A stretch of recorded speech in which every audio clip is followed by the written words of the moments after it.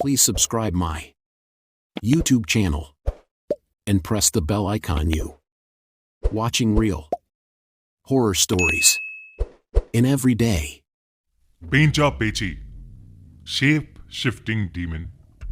बचपन में हम सभी ने अपने माँ बाप, दादा दादी, नाना नानी से भूतों की कई कहानियां सुनी हैं।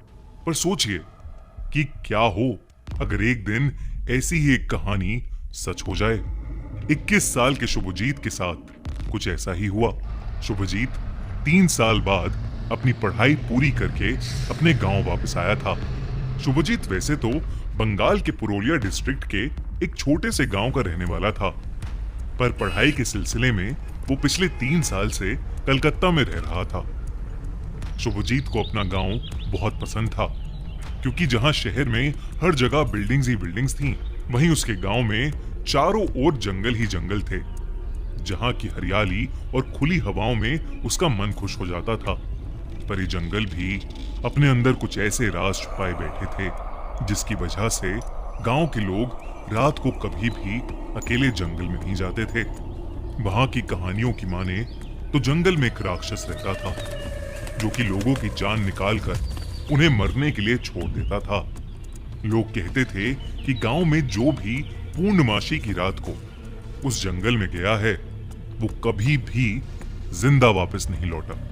पर शहर में रहने के बाद शुभजीत ने गांव की अंधविश्वासी बातों को मानना छोड़ दिया था, और यही उसकी जिंदगी की सबसे बड़ी भूल साबित हुई।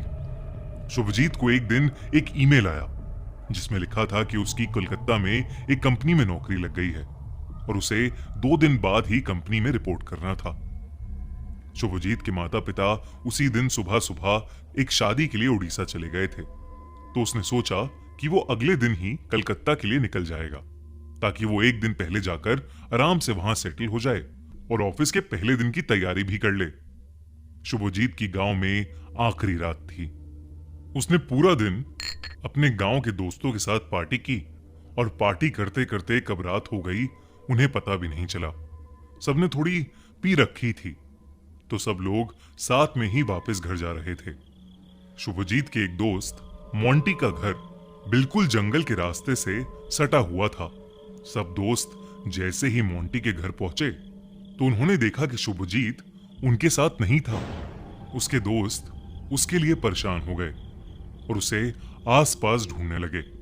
पर शुभजीत को मोंटी के घर के पास आते ही जंगल से एक आवाज आई।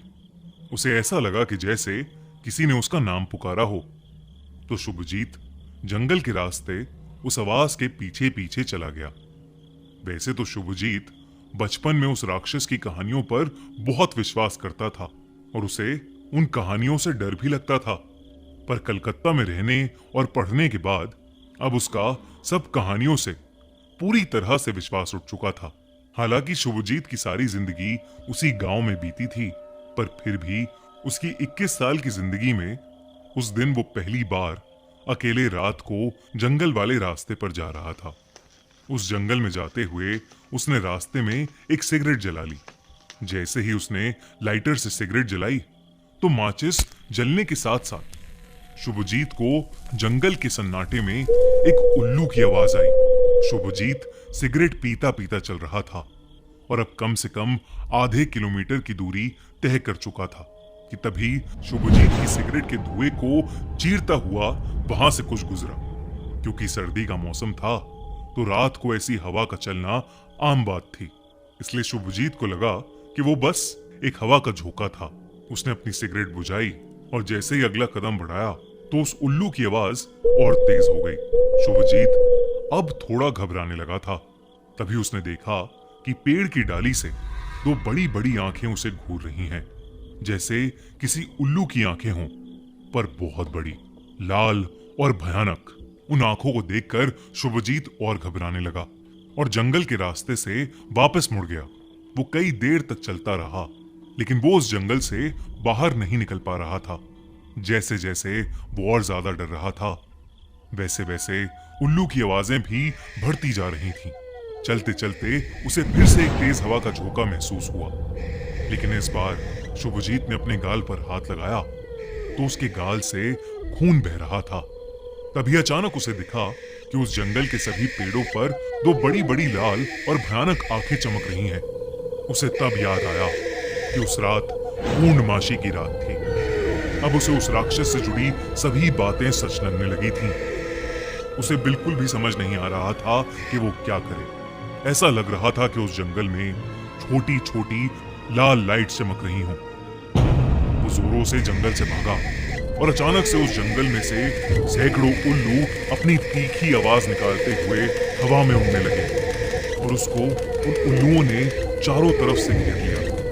शुभजीत की आंखों के सामने वो सारे उल्लू एक बहुत ही बड़े और विशाल राक्षस में बदल गए। उस राक्षस की आंखें किसी उल्लू की जैसी ही बड़ी बड़ी, लाल और भयानक दिख रही थीं।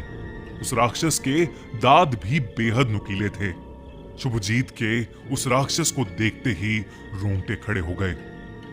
इससे पहले शुभजीत कुछ कर पाता, उस राक्षस ने अपने दोनों पंजे लिए और उसने तेजी से शुभजीत को नोच डाला।